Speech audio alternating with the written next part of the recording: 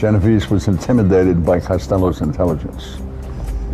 He knew that Costello could get, with words, what he could only get out of a gun. And he was jealous of that. Such was his power that before a judge could be appointed, it had to be cleared by Frank Costello. He didn't just know judges and DAs and politicians, he bought them. Potential mayoral candidates in the Democratic Party went to see him hat in hand, asking for his blessings. He was an absolute corrupter. When the mafia gets control of your political and judicial system, when they're deciding what bills are passed, they're deciding how justice is meted out, then you're in danger. Frank Costello, even though he dressed well, looked civilized, looked cultivated, was one of the most dangerous mafiosi in American history. Costello became known as the Prime Minister. That title was given to him by the media. They made Frank Costello the American Winston Churchill in the underworld. That doesn't mean he was boss of bosses. There was no such position. But as a prime minister is in most countries, he was the first among equals, and sometimes a little more equal than they were. Genovese seemed to be out of it, but he realized that Costello was making a big mistake. He preferred to deal only with the big guys, but ignored the little guys. Frank Costello neglected the troops. Frank Costello only concerned himself with the capos. And the capos is Italian for captain. Members of crews that had been loyal complained. They had been neglected, that Costello didn't favor them. Genovese saw this resentment as his opportunity to begin undermining Costello's leadership. The soldiers, the button men in the family knew that Vito Genovese was the real deal, whereas Costello was a person who was a little out of touch. Vito Genovese never lost sight of the fact that he was a criminal, and Frank Costello lost sight of that fact. Frank Costello started to believe his own imagery, his own myth. Everybody knew that Genovese wanted Frank's job, but he couldn't take the job. The other bosses wouldn't have allowed that as long as Frank was riding high. Frank had the connections. Genovese did not have the connection. So what he does is he begins to make sure he's strong, that his rackets are beginning to produce money. So he has both money, and he has soldiers, and he has hitmen, in case there's a real showdown. Now, Genovese was waiting and hoping Costello would make a wrong move. He wouldn't have to wait long.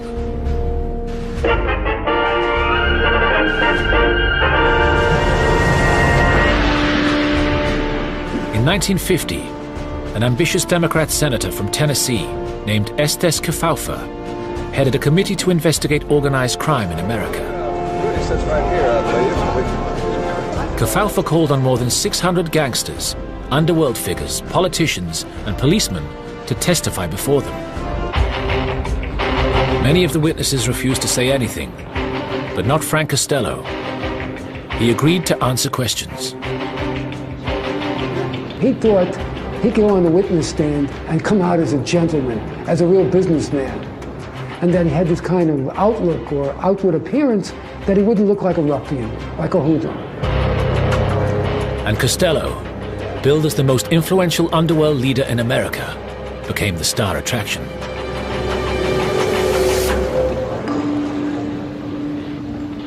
But then, Costello made a miscalculation. He surprised everybody by insisting that his face shouldn't be shown on television, and the committee instructed the broadcasters to respect his request. The television is not on any part of Mr. Costello.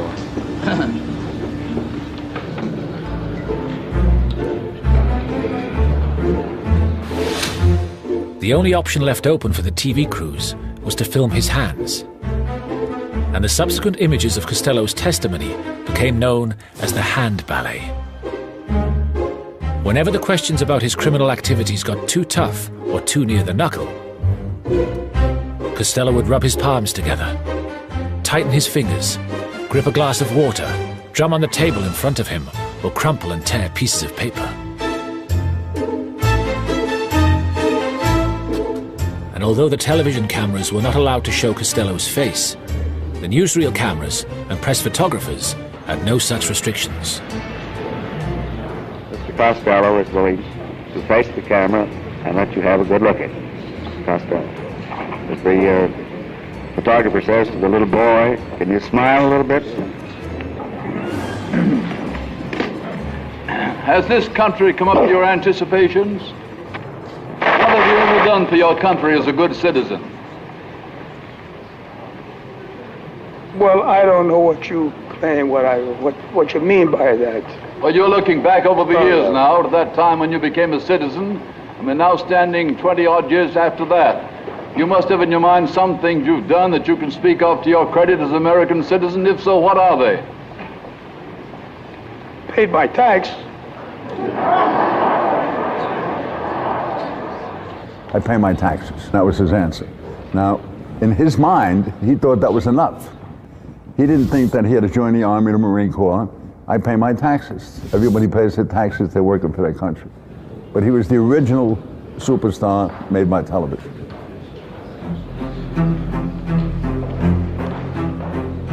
Ridiculed and humiliated, Costello finally refused to answer any further questions and produced a note from his doctor. A certificate of a doctor who examined Mr. Costello this morning. All right. I'm in no condition to testify from herein until I'm well enough. You refuse to testify further? Absolutely. When I testify, I want to testify truthfully. And I can't, my mind don't function.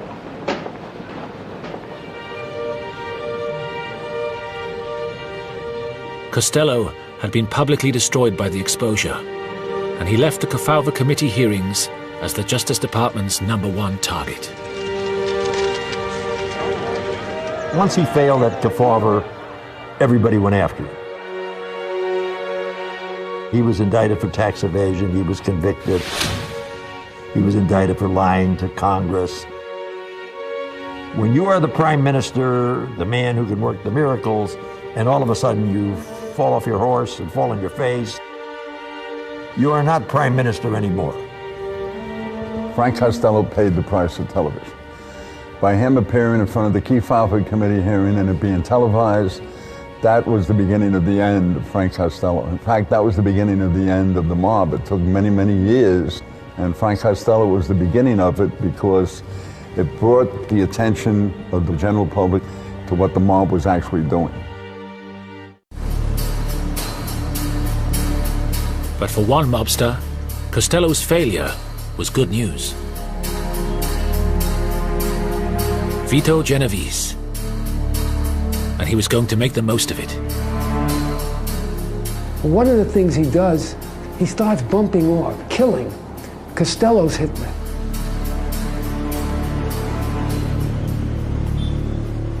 The first on his list was one of Costello's top hitmen, Willie Moore Moretti. Moretti had grown up with Costello in East Harlem and was now a feared New Jersey racketeer with his own army of 60 soldiers. He was also one of Costello's strongest supporters. But this planned execution wasn't just business. It was highly personal. Moretti had been promoted to Costello's underboss, his second in command. This meant that Genovese had been bumped down to just the captain of his old crew.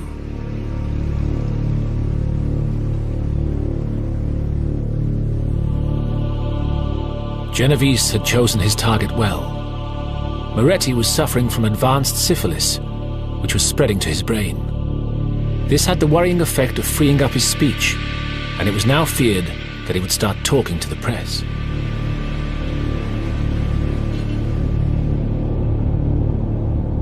Genovese used this to his advantage.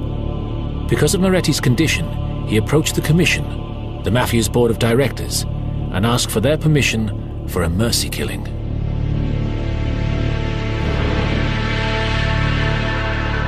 The commission was set up by Lucky Luciano in 1931 as a democratic system for dealing with all the mob's affairs.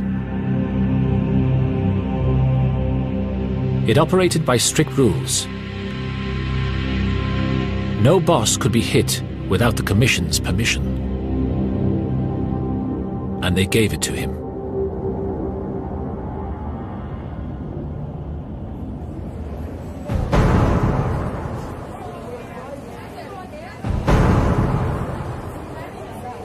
The hit would take place on the morning of the 5th of October, 1951, as ordinary New Yorkers went about their business.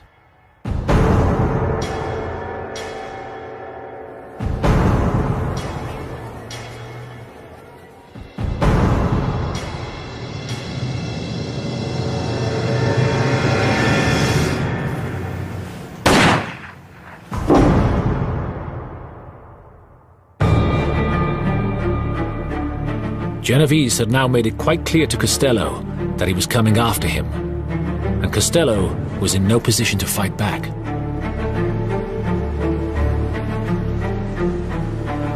He was locked in continual combat with the US authorities over contempt of court and failure to pay his taxes.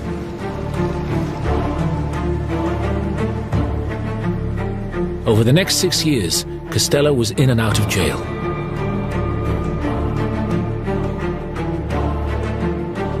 When he came out on bail in March 1957,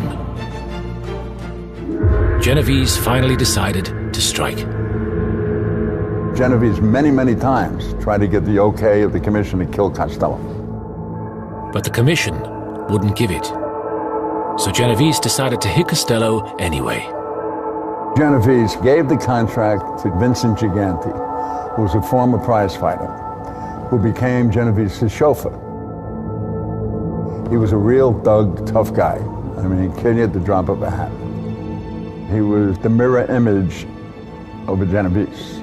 Genovese liked him for that. He was just a ruthless killer.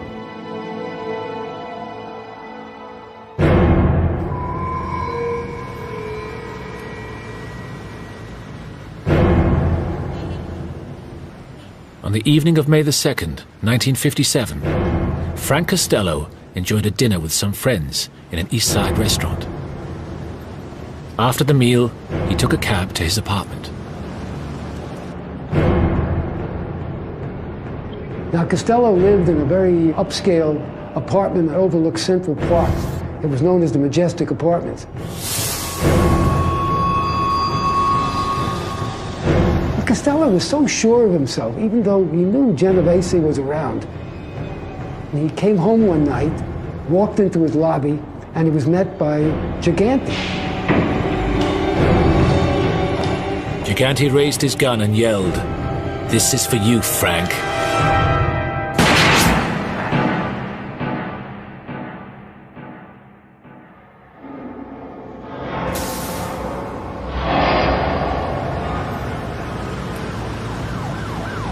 Costello was covered with blood when he reached the Roosevelt Hospital. But the bullet had only shaved his skull. One of Genovese's top soldiers, Joe Valachi, later observed that Gigante had wasted a whole month practicing. The doorman of the Majestic identified Gigante as Costello's hitman. Gigante quickly gave himself up and was put on trial for attempted murder.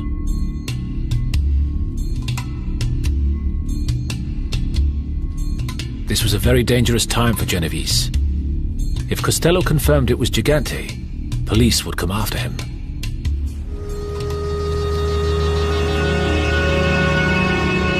But at the trial, Costello observed the mafia rule of omerta, the code of silence, and told the jury that he didn't recognize Gigante.